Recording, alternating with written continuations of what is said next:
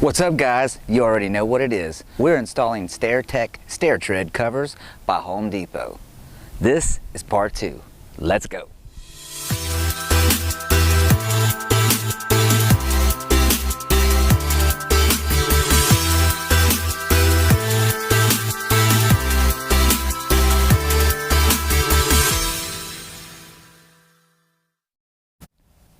What is up, DIY Nation? Welcome back to UFloor, the channel bringing you tips and tricks to help you with your next flooring project.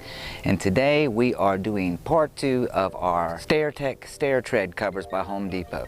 Now these things are similar to the new stair that is out there.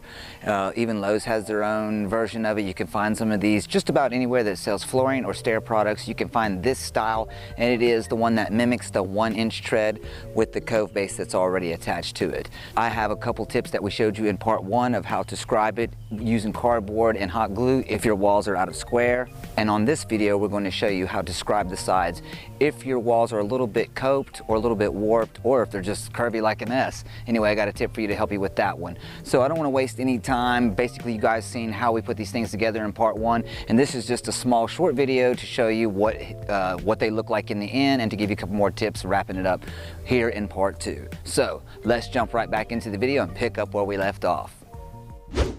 So when we last left off, we had just installed our first riser and we just got the first tread installed. There was a lot of prep work that went into these steps. So if you missed part 1, I definitely suggest you go check that out. I go over in detail with a visual illustration of how these things are put together. And if you missed that one, you might be lost right now. I'll leave a link for the video right here. Okay, picking up where we left off, we need to make sure we use plenty of glue. Don't be stingy. And for those who I know are going to ask, I am using a urethane glue called PL3X Premium made by Loctite.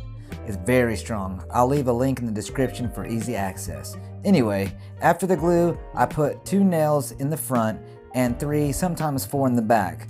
The ones in the back will be covered by the next riser, and I usually use a color coordinated putty to fill the nail holes in the front. One quick tip to remember our straight edge from earlier. Set that on top of your tread before you put the new tread on, all the way towards the back. If there is any kind of a gap, I would fill that in with shims now so you don't have to bust the caulk gun out later and caulk in between the tread and the riser. Next, get a consistent number for the next riser.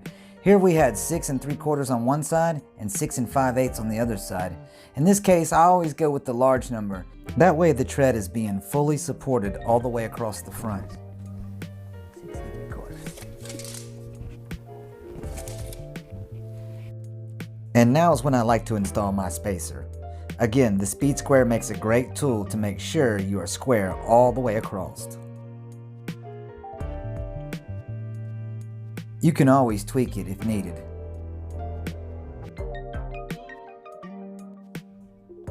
I usually put about 4 nails across the back. They're 2 inches long, so that should be plenty enough to hold. And now it's time for the next riser. And while I'm putting this riser on, I wanted to say something. I realize that somewhere out there there's a master carpenter screaming at his screen right now. Mortise and tendons and fancy jigs. And those staircases will last for a long time. But even at some point, those steps need to be repaired too. And for the cost and the DIY aspect of it, these steps are very easy to install and will last as long as they need to be, or until the next makeover years down the line. I've installed stairs in homes 10 years ago and they look like they're brand new, but I've also installed steps in homes a year ago, and let's just say that, well, animals and skateboards and cleats haven't always been very nice to it over time. Here's a question I get asked a lot, and unless you're using those melamine style risers, these look like they've been primed, painted, and they're just some type of plywood. But for these, I would use a lightweight spackle. It dries fast and it dries white, and you can sand it down with a damp paper towel, just as long as you don't put it on too thick. Plus, it's paintable if you decide to paint them later on down the road.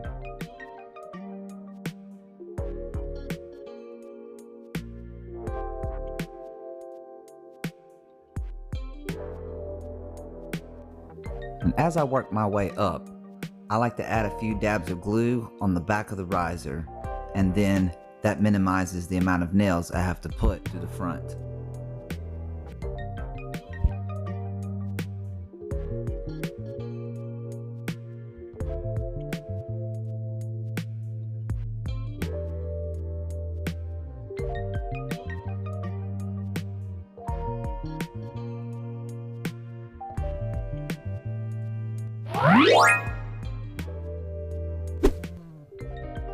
So here's the deal. You can get any size washer, but I got these.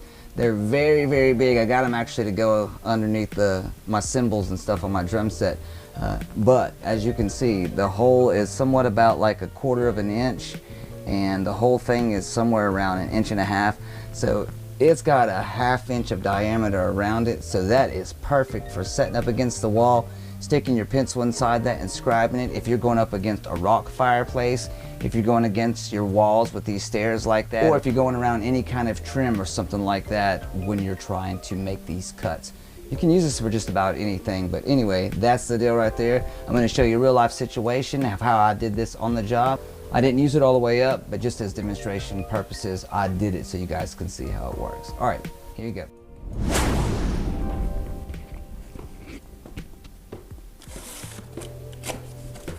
So basically I just slide the cardboard against the wall and take the washer and set it against the wall. Take your pen or your pencil and set it inside the hole, and it's basically like it has wheels. You just roll it against the wall and it makes the perfect reveal. Take your razor knife and just cut that line. Then take a measurement from the back. When you set your cardboard on the back and you go from measurement to measurement, you'll have the perfect angle on both sides. Take a look at the end of this riser. Notice how I cut it on a slight angle? As thin as these risers are, and they made out of MDF, I can literally take my riser and hold it up against the wall. Then I can see whether or not I have to take some off of the top or the bottom. And then instead of making 20 trips to the saw, I can take a sanding block and just sand it until it fits perfect. Also, I want to mention I cut it just a little bit longer than it is in between the wall to allow myself to have the extra material to do this. Then when you got it real close, you can just bend it right into place and it's a nice snug fit. Drop a few brad nails in and then on to the next one. Well, there you have it, guys. That's how I install these STAIRTECH stair treads from Home Depot. Keep in mind, there's a lot of companies who make this style of step, but they're all pretty much the same thing. They even have them unfinished where you can stain them your own. I actually just did this on my last job. Oh, and also, do you guys remember this mystery guy from part 1? Have you figured out who it is yet? I'll give you a hint. He is a hard worker and he is not scared to get down to the nitty gritty. Kelly's been with me for quite a while and she knows exactly how I like to do these steps and she knows exactly how to do them. So I left her to finish these up while I wrap some other things up. And while I'm at it, let me mention, if you guys like this video or it brought you some type of value, go ahead and hit the like button. That will send our video out to more people and will be a big support to the channel. Oh, by the way, the homeowner, he can play a mean banjo, but he's not much of a carpenter. That didn't stop him from getting in on the action. This is the hardest job I've ever done. Sweet. The last nail. I want to thank Mr. and Mrs. McEuen for being a generous host while we were in their home. You guys can go by and check out John McEuen on Facebook, look him up, and hit that like button and follow that page too and help support that channel.